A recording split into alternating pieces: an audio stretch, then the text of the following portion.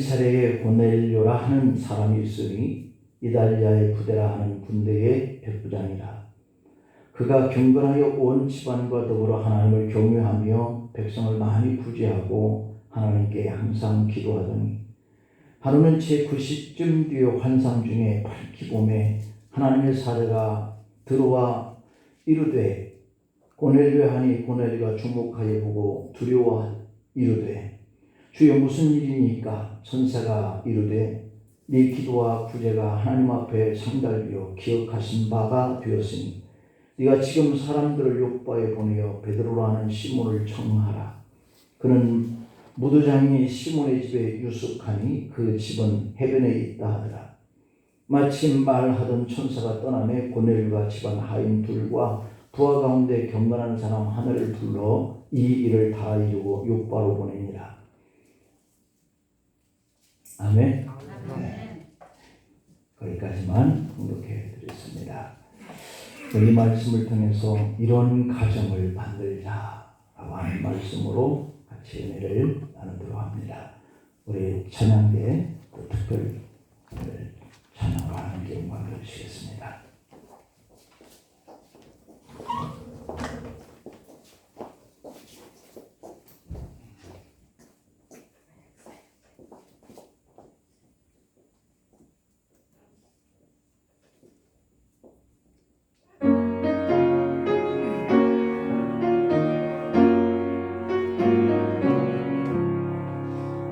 산소에 본 바람 불어일고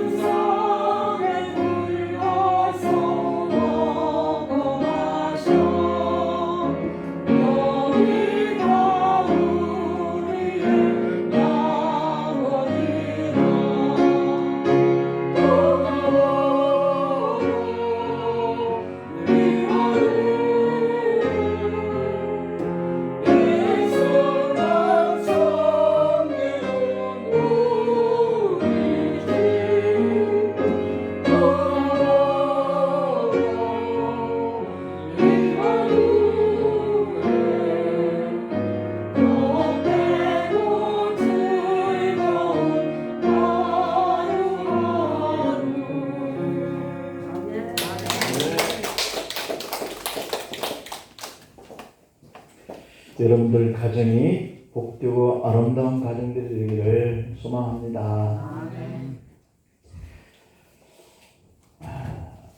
오늘은 이런 가정을 우리가 만들자 하는 그러한 주제로 교훈을 같이 나누겠습니다. 홀리데이 인스라고 하는 그 미국의 호텔 체인으로 개업을 한 지 35주년을 기념하면서 실시했던 통계 조사에 의하면 55세 이상의 51%, 또 35세에서 54세 50%, 그 18세에서 34세에서 49%가 인생에서 가장 큰 영향을 끼치는 그러한 동기가 무엇이냐 라고 이렇게 묻고 대답할 때 가정이다 라고 이렇게 꼽았습니다. 그러니까 18세에서부터 55세에 이르기까지 인생에서 가장 큰 영향력을 끼치는 것이 바로 가정이다 라고 이렇게 표현을 했다라고 하는 겁니다. 그리고 2위는 자부심이라고 했고, 그 다음에 3위는 돈이라고 이렇게 얘기를 했습니다. 가정이, 그리고 자부심이, 그리고 돈, 이것이 우리가 일상에서 살아가는 데에 가장 그 사람들에게 의미가 있는 그러한 일이다 라고 이렇게 꼽은 것이죠. 결국 청년 때부터 노년에 들어가기까지 우리 인간에게 가장 영향력을 끼치는 것은 돈인 줄 알았더니 돈이 아니고 바로 자부심도 아닌 가정이었다라고 하는 것을 알 수가 있습니다. 그러니까 가정이 있고부터 돈도 필요한 거고 권력이나 명예를 누리는 어떤 자기 자신의 자부심이라고 생각을 했다라고 하는 것이죠. 이렇듯 가정이라고 하는 것은 18세부터 55세에 일할 수 있는 연령층의 모든 사람들이 이 가정을 중요시 여기고 있다라고 하는 점이에요. 가정이 무너지면 결국 사회가 무너진다라고 하는 이 사실을 우리가 알 수가 있는 것이죠. 어느 한 부부가 부부싸움을 하다가 남편이 몹시 화가 났습니다. 화가 난 남편은 아내에게 소리를 질렀습니다. 당장 나가버려! 라고 했다는 것이죠. 여러분들도 혹 젊었을 때 가정의 부부간에 이렇게 싸우면 한쪽에서 나가버려! 라고 할 수 있는 이런 경험이 있는지는 모르겠지만 이 남편은 아내에게 나가라고 소리를 질렀습니다. 그러니까 이 아내도 역시 그러면 내가 못 나갈 줄 알아? 라고 이렇게 반응을 하는 것이죠. 그래서 내가 못 나갈 줄 알아? 하고 나왔습니다. 근데 잠시 후 이 아내가 자존심을 내려놓고 집으로 돌아옵니다. 아직도 화가 풀리지 않은 남편을 보니까 씩씩거리고 있다가 왜 다시 들어왔어? 하고 소리를 또 칩니다. 그때 이 아내가 하는 말이 내가 가장 소중한 것을 놓고 왔더라고 그러는 거예요. 그 소중한 것이 뭔데? 그러니까 당신이야 그랬다는 겁니다. 그랬더니 남편이 비실비실 웃으면서 다시 이렇게 화해가 이루어졌다라고 하는 거죠. 여러분, 이 가족이라고 하는 의미, 가정이라고 하는 이런 의미, 이것은 참 아름다운 것이죠. 시편 133편 1절부터 3절 말씀을 보면 이런 표현들이 있습니다. 형제가 연합하여서 동거하는 것이 아름답고 선하다라고 하는 겁니다. 그런데 온 가족이 여호와를 경외하는 이 신앙을 가지고 한 자리에 앉아서 예배를 드린다면 이거야말로 정말 복 중에 복인 것이죠. 시편 118편의 1절부터 4절 사이에 보면 여호와를 경외하는 자에게 복이 있다 이렇게 얘기하고 있거든요. 그러니까 어떤 복인가 보니까 손이 수고한 대로 이게 복이에요. 여러분들이 일터에 나와서 일한 대가가 열매로 돌아오는 이것이 그냥 내가 가서 일을 하여 수고한 대가를 받았다라고 생각을 하겠지만 그게 축복이라는 거예요. 일을 했는데 헛고생된 일을 했는데 오히려 변상을 해줘야 하는 그런 일, 이런 결과는 좋지 않겠죠. 그래서 형통의 복을 받는다라고 말씀하고 있습니다. 또 아내의 복과 자식의 복을 받는다라고 되어 있어요. 이렇게 하나님을 경외하는 신앙이 하나가 이렇게 되어야 하지만 그 안에도 이렇게 서로의 책임과 의무를 잘 감당해 갈 때 그 가정이 행복하고 윤택하고 복된 가정이 될 수 있다라고 하는 겁니다. 하나님께서 직접 만드신 두 기관이 있는데요. 한 기관은 바로 이 가정이고 또 한 기관은 바로 교회라고 하는 거예요. 그래서 이 교회가 평안해야 되고 일터가 즐겁고 행복하고 가정이 평안해야 내가 나가서 일하는 일이 즐겁다라고 하는 것을 우리 신앙인들은 절감하고 있는 겁니다. 특히 가정이라고 하는 것은 모든 조직 중에서 가장 작은 단위의 조직이면서도 가장 큰 중요한 역할을 하는 조직인 거예요. 마귀는 그래서 이 가정만 파괴하면 모든 것이 무너진다 하는 이것을 너무도 잘 알고 있기 때문에 가정을 집중적으로 공격하여서 파괴한다라고 하는 겁니다. 우리는 이렇게 가정의 중요성을 알고 말씀과 믿음 위에서 우리의 가정을 든든하게 세워나가서 또 교회를 이렇게 든든히 세워나가서 하나님 앞에 우리가 축복과 행복한 인생을 살아가야 할 줄 믿습니다.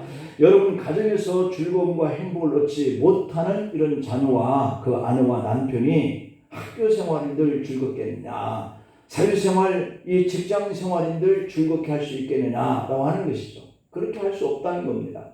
내 가정에 돌아가 보면 늘 다투고 늘 이렇게 불편하고 그런 가정에 들어가고 싶겠냐는 거죠. 퇴근을 하면 그래서 집으로 바로 가기보다는 친구들과 술자리를 한다든지 또는 유흥하는 어떤 그러한 곳을 간다든지 즐거운 어떤 오락실을 찾는다든지 이렇게 할 수밖에 없는 거죠. 그러나 가정에 행복하다면 그들이 직장에서 퇴근하면 학교에서 이렇게 끝나면 바로 집을 가고 싶어하는 이런 마음들이 생길 수 있는 이런 가정을 우리가 만들어가야 한다라고 하는 것이죠. 그래서 늘 무거운 걱정과 염려에 눌려 살 수밖에 없게 만드는 이런 가정이 된다면 그것은 그 인생에 행복할 수 없다라고 하는 점입니다. 그러므로 우리는 거창하게 민족을 변화시켜야 된다, 무슨 사회를 개혁시켜야 한다 이렇게 외칠 것이 아니라 좋은 아버지가 되기 위해서, 좋은 어머니가 되기 위해서, 좋은 자녀가 되기 위해서 우리가 먼저 힘써야겠다 하는 이런 생각을 우리가 가져야 한다는 것이죠. 어떤 아버지가 딸에게 이런 질문을 했습니다. 너는 아빠 같은 남자가 나타나면 결혼을 하겠니? 라고 물었어요. 아마 여러분들 가정 안에서도 이 아빠 같은 남자 만나서 결혼해라 이런 아빠가 꼭 계실지도 모르겠죠. 그렇게 말을 하니까 딸은 나는 아빠 같은 남자와는 절대 살기 싫어 그랬다는 겁니다. 아버지가 그 말을 듣고 얼마나 화가 나겠습니까? 화가 나서 나도 너 같은 여자와 같이 살려고 하면 죽어도 싫다 그랬다는 겁니다. 이 부녀가 나누는 이 대화가 한 가정에서 지금 이루어지고 있는데 과연 그 가정에 행복한 가정을 만들 수 있겠느냐는 겁니다. 여러분 이런 말들이 오가는 그런 가정에는 불행한 것이죠. 또 어떤 딸이 엄마에게 천국은 어떤 곳이야? 하고 물었습니다. 엄마는 대답하기를 천국은 우리 가정 같은 곳이란다 라고 대답했다고 그럽니다. 또 어떤 장로님은 딸만 셋이 있는데 한결같이 나는 우리 아버지 반만 닮은 남자라도 있으면 결혼하고 싶어 라고 했다고 그럽니다. 이 정도 가정이라면 얼마나 행복하겠습니까? 반대로 나는 우리 어머니 같은 여자와 살려면 차라리 결혼하지 않고 사막에서 텐트 치고 살고 싶어 라고 하는 이 아들이 있다고 한다는 말이죠. 말하는 그런 아들이 있는 그 가정이 과연 행복할 수 있겠느냐는 것이죠. 윌리엄 F. 오그번 교수라고 하는 분은 이런 말을 했어요. 현대인의 상실이라고 하는 책을 냈는데 그 책 속에 그는 가정이 본래의 기능을 상실했다라고 지적을 했다고 그럽니다. 본래 가정이 들어오고 싶고 평안하고 행복한 이런 가정을 만들기 위해서 세워진 것인데 그러한 본래의 기능이 상실해버렸다라고 이렇게 쓰고 있는 거예요. 그리고 가정은 이렇게 세 가지 기능이 발휘되어야 한다라고 하면서 행복한 가정, 좋은 가정이 될 수 있는 세 가지 기능을 얘기를 했어요. 자, 그러면 윌리엄 F. 오그먼 교수가 쓰는 이 현대인의 그 상실 속에 나오는 이 세 가지 기능, 이것을 먼저 말씀을 드리고 오늘 본문에 나오는 이 고넬료의 가정과 한번 비교를 해보겠습니다. 그 첫 번째 기능은 경제적 기능이다, 이렇게 얘기를 했어요, 교수는. 그럼 가정은 무엇보다도 먹고 자고 입고 사는 것이 해결되어야 한다라고 하는 거예요. 오늘 이것이 해결되지 않기 때문에 가정이 파괴되고 식구들이 단체로 자살하는 그런 길을 택하는 이런 안타까운 현상들이 오늘 이 사회에서 벌어지고 있거든요. 그래서 가정은 경제적인 기능, 이 문제가 잘 해결되어야 하는 거예요. 우리가 큰 부자일 필요는 없지만 가난한 이 가정이 가난해서 자꾸 모든 일들이 쪼들리게 되면 가정으로서의 기능이 상실해 버리는 것이죠. 그래서 우리는 하나님께 물질적인 축복을 달라고 기도해야 할 줄 믿습니다. 내 가정이 경제적으로 피폐하면 기도해야 돼요. 하나님, 이 피폐한 우리의 가정에 빈곤함이 물러가고 우리가 얼마든지 활동할 수 있을 것과 필요한 것들에 대해서 부족함이 없게 해달라고 우리가 기도해야 되거든요. 그래서 하나님께 이런 물질적인 복을 달라고 기도해야 하고 또 재물 얻을 능력을 달라고 기도해야 하는 그런 말씀이 성경에 기록되어 있는 거예요. 그래서 우리는 하나님 앞에 맨날 달라 이렇게 기도하느냐? 해야 해요. 그렇게 하지 말라라고 하는 그런 의미는 성경에 한 군데도 없어요. 하나님은 그렇게 구하라고 그래요. 잠언 30장 7절 9절을 보면 내가 두 가지 일을 주께 구하였사오니 나의 죽기 전에 주시옵소서, 이렇게 기도하면서 뭐라 그러냐면 곧 허탄과 거짓말을 내게서 멀리하옵시며 나로 가난하게도 마옵시고 부하게도 마옵시고 오직 필요한 양식으로 내게 먹이시옵소서. 필요한 양식으로 내게 먹여달라는 거예요. 왜 그러는가? 혹 내가 배불러서 하나님을 모른다, 여호와가 누구냐 할까 하오며 혹 내가 가난하여 도둑질하고 내 하나님 이름을 욕되게 할까 두려워함이니이다 라고 그랬어요. 그러니까 두려워하는 거야. 하나님 앞에 두려워하는 일이 내가 너무 배불러서 하나님이 누구냐 하는 이런 문제가 생길 거고, 내가 혹시 가난하여서 도둑질을 할까 하는 이 일로 하나님을 욕되게 할 것이 두렵다라고 이렇게 고백을 하고 있는 부분을 볼 수 있어요. 사람의 본성이라고 하는 것은 돈이 흘러 넘치고 너무 편해지면 하나님을 멀리 떠날 가능성이 풍족합니다. 너무도 풍부해요. 하나님을 떠날 가능성이. 우리가 만족한데 내가 교회 앞에 나올 이유가 뭐가 있겠습니까? 내가 풍부한데 하나님 앞에 나와서 간절하게 기도해야 할 이유가 어디에 있겠습니까? 그래서 오늘 이 현대인들은 전도를 해도 너나 잘 믿어라. 뭐? 예수 믿으면 구원받는다고? 어찌 예수만 믿으면 구원받아? 이렇게 항변하면서 대들더라고요.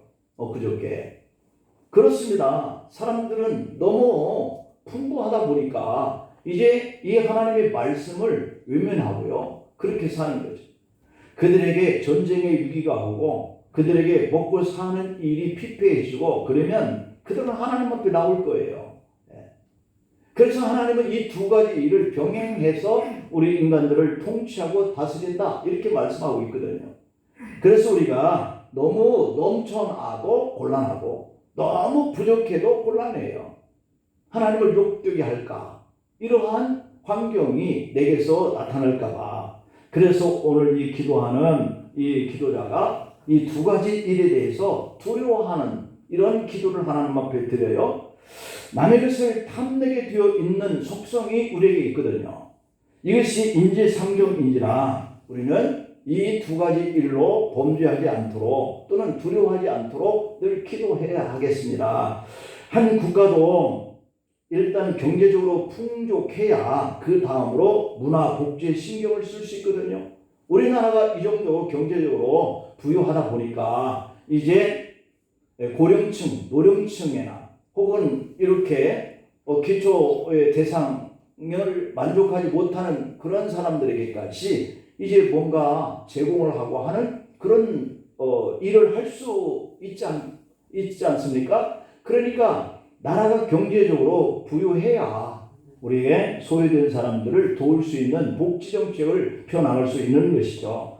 옛날에는 결혼할 때 남자는 능력이고 여자는 미모다라고 하는 이런 정해진 공식이 있었습니다. 몇 년 전에 설문조사를 했는데 믿는 형제 자매들도 마찬가지였습니다. 그러면 믿음은 안 보냐? 그러니까 믿음은 배경으로 깔고 그렇다는 거예요. 우리 믿음의 사람들에게 물어볼 때 남자는 능력이고 여자는 미모다. 그리고 우리 믿음의 사람들도 똑같은 얘기를 하는데 그러면 믿음을 안 보냐 하니까 그건 기본으로 갖추고 있어야지 라고 우리 믿음의 사람들은 대답했다는 건데요. 여러분 요즘은 그 공식이 바뀌었다는 겁니다. 어떻게 바뀌었느냐? 남자는 능력이고 여자도 능력이다. 이렇게 바뀌었다는 겁니다. 그만큼 결혼해서 경제적인 이 부분이 아주 중요해졌다라고 하는 이 사실이 굉장히 높아졌다는 것이죠. 지금 결혼을 앞두고 있는 청년들이나 혹 그런 자녀를 두신 분들도 이것을 생각해야 하는 거예요. 내가 내 딸을 결혼시킬 때 이 남자에게 경제적으로 책임질 수 있는 그러한 청년인지 혹은 그 딸을 내 아들의 신부감으로 맞이할 때 처자가 내 아들을 만나가지고 가정을 행복하게 이끌어 갈 수 있을까라고 하는 이런 전말이죠. 결혼은 연애 시절의 뜨거운 사랑과 열정만으로는 부족하다는 것을 우리는 잘 알고 있습니다. 그래서 결혼을 앞둔 사람들은 백만장자는 아니더라도 처자식을 먹여 살릴 수 있는 경제력을 갖출 수 있는 그런 힘이 있는가 이걸 본다는 것이죠. 물론 가정에서 더 중요한 요소들도 있겠지만 이 가정의 경제적인 기능은 무시할 수 없다라고 하는 겁니다. 경제적으로 안정되어야 가정의 제 기능을 발휘할 수 있기 때문이에요. 가정의 경제적으로 힘이 들면 자녀들 교육시키는 문제부터 벌써 브레이크가 걸려요. 돈 많은 사람들은 유학까지 시키고 또 이런 언어 그런 연수도 보내고 그러는데 돈 없는 가정에서는 겨우 고등학교, 대학교 보내는 그 일에 경제적인 뒷받침하기도 힘들어. 그러니 우선 이 경제적인 그런 기능이 그 가정에 행복해질 수 있는 그러한 요소다라고 하는 것이에요. 자, 이렇게 말하면 요즘 젊은이들은 목사님, 그래서 저는 결혼 같은 거 안 하려고요. 이렇게 말할지도 모르죠. 그리고 여러분들의 자녀들도 결혼 안 하고 독려를 하면 그런 소리 이제 하지 마세요 라고 화를 내는 자녀들이 있다고 하니까 한 유학생이 이런 고백을 하였습니다. 그 학생이 지금 사귀고 있는 이 A는 집안이 상당한 부자이고 안정적인 직업으로 돈을 잘 번다고 그럽니다. 그런데 연봉이 거의 2억 2천만 원 정도에 육박을 하고 있는데 그의 한 달 저축액은 12만 원, 15만 원도 안 된다는 거예요. 이게 말이 됩니까? 그런 돈이 생기면 쓰고 없으면 없는 대로 지낸다라고 하는 말 그대로 이 경제적인 무개념으로 살아가는 사람이에요.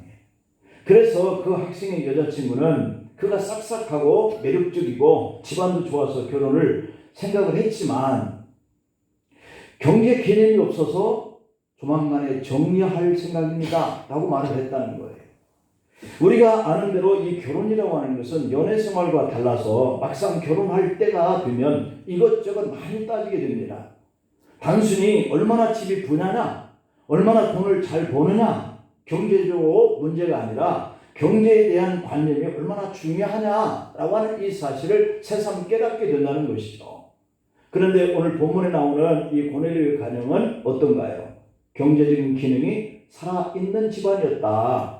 백부장 정도면 당시에 고위층이었습니다.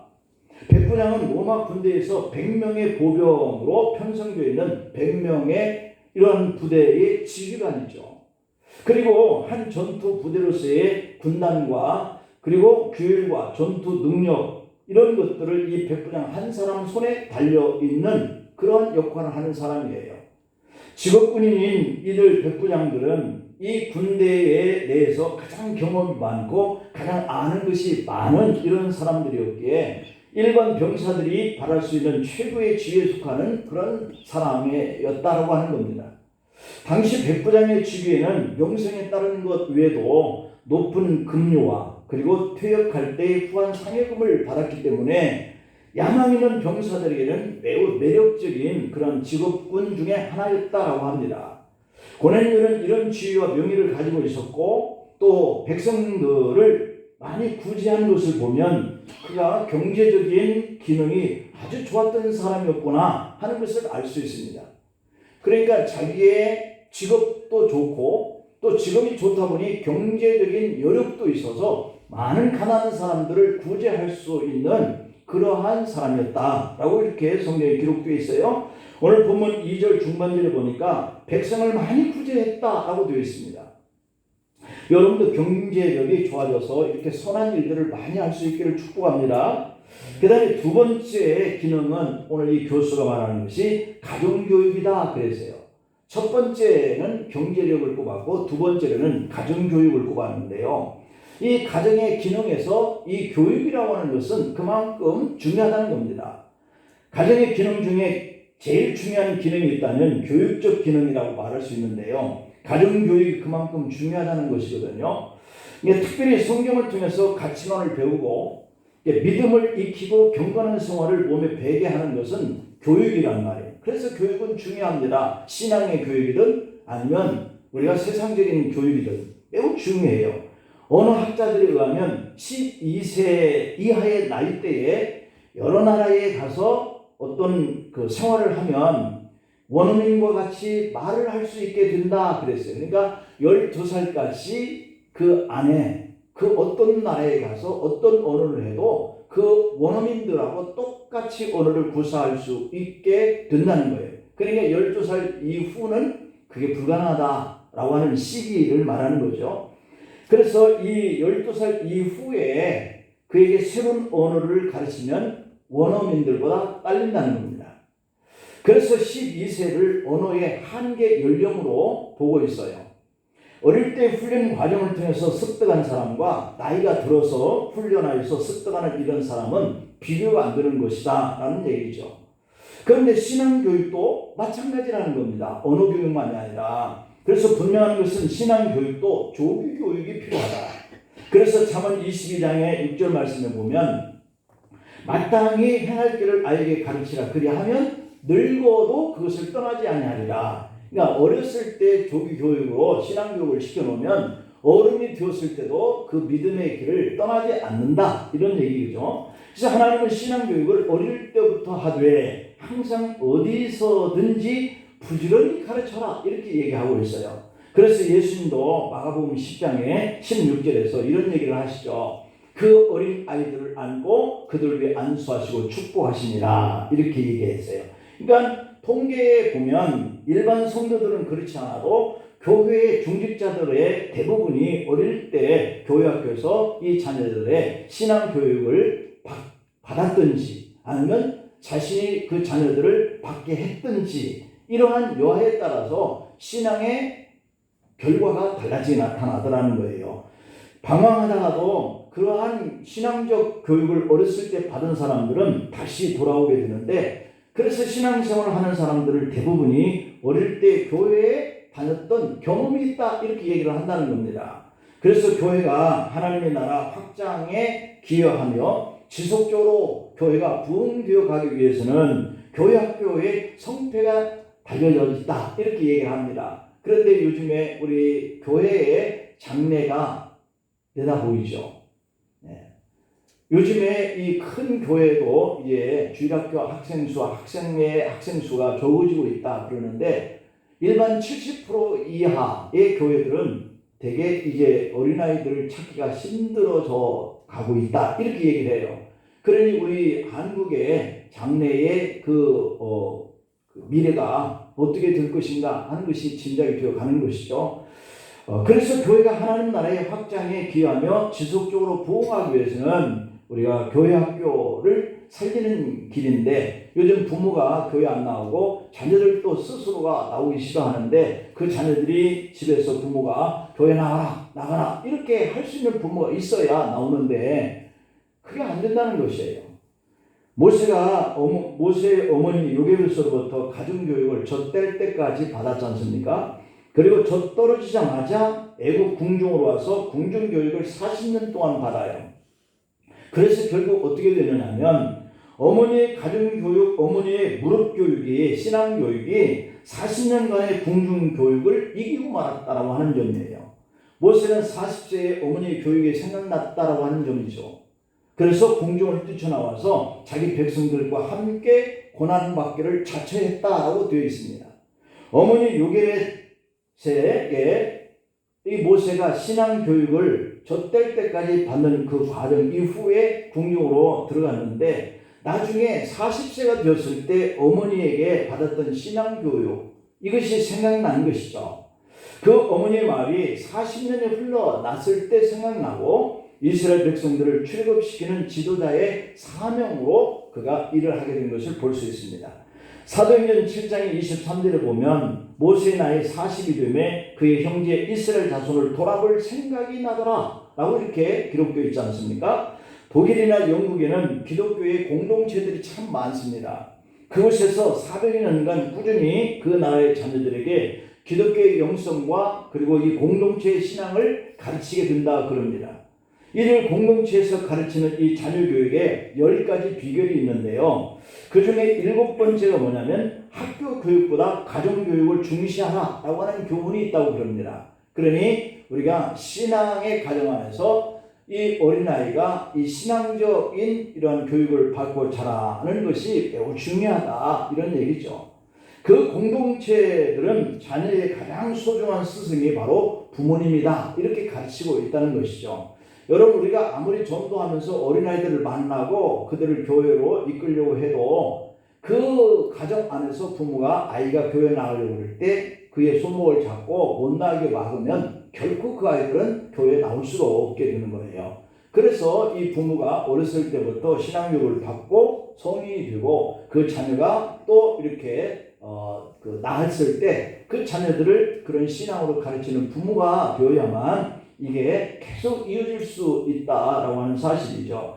신명기 6장의 5절 7절에 보면 너는 마음을 다하고 성품을 다하고 힘을 다하여 네 하나님 여호와를 사랑하라. 오늘날 내가 네게 명하는 이 말씀은 너는 마음에 새기고 네 자녀에게 부지런히 가르치며 집에 앉았을 때든지 길에 행할 때든지 누웠을 때든지 일어날 때든지 이 말씀을 강론하라. 그렇게 얘기하고 있습니다. 그러면서 가정에서의 신앙교육이 이렇게 중요하다라고 하는 것을 말씀하고 있죠. 우리가 잘 알고 있는 록펠러의 어머니의 유언은 유명하지 않습니까? 그 유언은 이런 겁니다. 첫째는 예배 때 맨 앞자리에 앉아라. 두 번째로는 11조 떼어 먹지 말아라. 세 번째로는 주의 종과 다투지 말아라 하는 그런 유언이었다라고 그럽니다.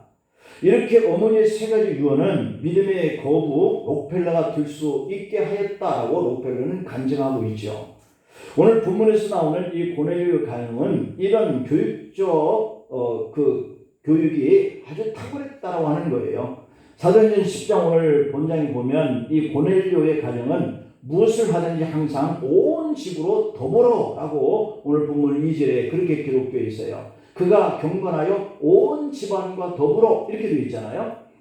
사도행전 10장 24절에 보면 베드로가 이 고넬료의 집에 갔을 때도 일가와 가까운 친척들이 다 모여라고 이렇게 기록하고 있습니다. 그러니까 이 고넬료의 집에는 경제적인 여유가 있고 또 부모의 신앙이 자녀들에게 함께 이렇게 가르치고 교육을 통하여서 그들의 신앙이 하나의 가정이 되어 있었다는 것을 우리가 짐작할 수 있습니다.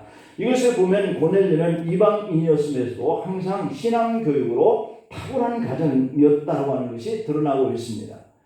평소에 고넬료가 가정에서 본을 보이지 않았다고 한다면 온 가족이 이렇게 모여가지고 순종하고 하나로 움직이기가 쉽지 않아요. 요즘에 우리 자녀들이 부모의 말을 잘 듣습니까? 그들이 사회에 나가기 시작하고 또한 상급학교에 진학하기 시작하면 부모의 말을 잘 듣지 않습니다. 그러나 그 아이들이 어려서부터 신앙적으로 양육을 잘 받고 가르침을 받았다면 그 자녀들은 부모에게 절대적으로 순종합니다. 욥기서 1장 4절 이하를 보면 그 아들들이 자기 생일이면 각각 자기의 집에서 잔치를 베풀고 그 누이 셋도 청하여 함께 먹고 마심으로 그 잔치날이 지나면 욥이 그들을 불러다가 성결케 하되 아침에 일어나서 그들의 명수대로 번제를 드렸다 이렇게 되어 있어요. 그리고 이는 욥이 말하기를 혹시 내 아들들이 죄를 범하여 마음으로 하나님을 배반하였을까 합니다 이렇게 되어 있고 욥의 행사가 항상 이러하였다라고 기록되어 있습니다. 그러니까 욥의 10명의 자녀들이 이렇게 누군가의 생일을 당하였을 때마다 다 10명이 한자리에 모여서 하나님 앞에 정결 제사를 드릴 수 있었다라고 하는 것을 보면 욥의 신앙교육이 얼마나 탁월했는가 하는 것을 엿볼 수가 있습니다. 어떤 가정에서 아버지가 이렇게 하자 그러면 말 없이 다 따라하는 가정은 참 좋은 가정인 줄 압니다. 특별히 가장인 아버지의 역할이 매우 중요하다라고 볼 수 있겠죠. 여러분의 가정이 이렇게 가장을 중심으로 해서 모두가 하나 되어서 하나님을 잘 경외할 수 있는 교육으로 이렇게 모두가 다 하나가 되어져서 행복한 가정이 되기를 축복합니다. 그 다음에 마지막 세 번째 기능은 사명적 기능이에요. 사명적 기능. 첫째는 경제적인 기능이고 두 번째는 신앙적인 교육이라고 하는 기능입니다. 그 다음에 세 번째로는 사명적 기능인데 이 세 가지 중에서도 이 기능은 상당히 중요한 그런 사명의 기능입니다. 브리스길라와 아굴라는 바울을 섬기는 사명을 가졌어요. 그래서 바울을 따라 이사다니면서 복음을 증거하였던 그런 가정이에요. 이러한 사명감을 가진 가정 때문에 사회가 아름다워지고 교회가 부흥된 것이죠. 많은 젊은이들이 미혼 때는 간사도 어느 사무실에 간사도 하고 어느 신앙의 공동체 간사도 하고 또 선교회도 빠짐없이 참석도 하고 아주 헌신적이었습니다. 그런데 결혼만 하고 나면 다 그런 건 아니지만 둘만의 장막을 치고 예배 때도 안 보이고 봉사 때나 헌신 때도 그의 신앙이 사명감이 식어진다 그럽니다. 왜 결혼만 하면 이렇게 식어질까? 하나님께서 두 사람이 가정을 이루게 하신 것은 두 사람만의 행복을 위해서 살라고 하신 것이 아니라는 것 사실이에요. 그러니까 결혼을 했어도 그들에게 여전히 그 청년 때의 사명감은 주어졌다는 거예요. 물론 결혼하면 자녀라고 하는 큰 장애물이 있어서 그렇게 할 수는 없을지 몰라도 하지만 이 브리스길라와 아굴라 부부를 보면 이 베드로의 가정도 가지고 있었던 이 베드로도 물론이지만 그들의 삶 전체의 사명을 위해서 드린 것을 우리가 기억할 수 있어요. 대부분 가정을 보면 아무리 큰 장애물이 있어도 꼭 필요한 것은 다 하는 것을 볼 수 있죠. 예를 들어서 고3 뒷바라지, 자녀교육, 내 집 장만 이런 등등 이것은 결혼 후에 신앙에 심는 것을 자연스럽게 여긴다는 것이 말이 안 되는 것이잖아요. 결혼 후에 자기의 사명은 다 하면서 주님의 사명은 자꾸 손을 놓아버려 가는 이러한 모습들. 역대상을 보면 성전에서 주로 봉사하는 사람들의 명단이 쭉 기록되어 있습니다. 그 수가 무려 1760명이나 돼요. 성전 문지기만 담당하는 일, 방과 곳간만을 지키는 일, 아침마다 문을 여는 일, 그리고 기병 관리에만 골몰하는 일, 고운 가루, 포도주 기름을 준비하고 보관하는 일, 향기름을 만드는 일, 냄비에 지지는 일만 하는 일과 진설병을 만드는 일만 골똘히 하는 사람들, 찬송을 맡은 일만 하는 사람 등등 이렇게 자신들에게 주어진 역할이 뚜렷하게 나타나 있는 그런 내용이 쭉 기록되어 있는데요. 결혼을 했어도 이들의 사명은 변함이 없이 충성했을 뿐만 아니라 온 가정이 충성했고 대대로 맡겨진 그 사명에 그 자녀들이 계속 그 충성을 하는 내용이 나오고 있습니다. 특별히 오벳 에돔의 가문은 자손 대대로 성전 문지기 사명으로 봉사하면서 큰 축복을 받습니다. 가정의 사명적 기능을 다하는 그 가정을 하나님께서는 반드시 축복하신다라고 하는 사실을 기억하기를 바랍니다. 오늘 본문의 고넬료 가정도 사명에 집중하는 가정이었는데 고넬료는 한마디로 사명의 사람이었어요. 그는 로마 군인으로 이스라엘을 지배하고 파송된 그러한 사람이었거든요. 그런데 고넬료만큼 이스라엘 백성을 사랑으로 다스리는 사람은 또한 없었을 것이다. 그는 식민지 이스라엘 백성들에게 어떤 폭력이나 어떤 총칼이 아니라 사랑과 구제로 다스렸습니다. 그래서 사도행전 10장의 22절에 보면 이렇게 말합니다. 저희가 대답하되 백부장 고넬료는 의인이요, 이렇게 얘기하고 있어요. 하나님을 경유한 자다. 유대 온 족속이 칭찬하더니 라고, 그러니까 유대인들에게 칭찬받는 사람이에요. 그가 거룩한 천사의 지시를 받아 당신을 그 집으로 청하여 맡은 일을 이렇게 드리려 하나이다, 이렇게 기록하고 있죠. 그러니까 종들의 입에서 이런 칭찬이 나왔다는 것을 볼 때 이 고넬료 신앙과 인격이 어떠했다라고 하는 것을 짐작할 수 있습니다. 이처럼 고넬료는 하나님을 지극히 사랑했던 사람이고 이방인으로서 첫 번째 성령 세례를 경험한 이런 사람이고, 베드로가 갔을 때 발 앞에 엎드려서 맞이할 정도로 겸손한 그런 사람이었어요.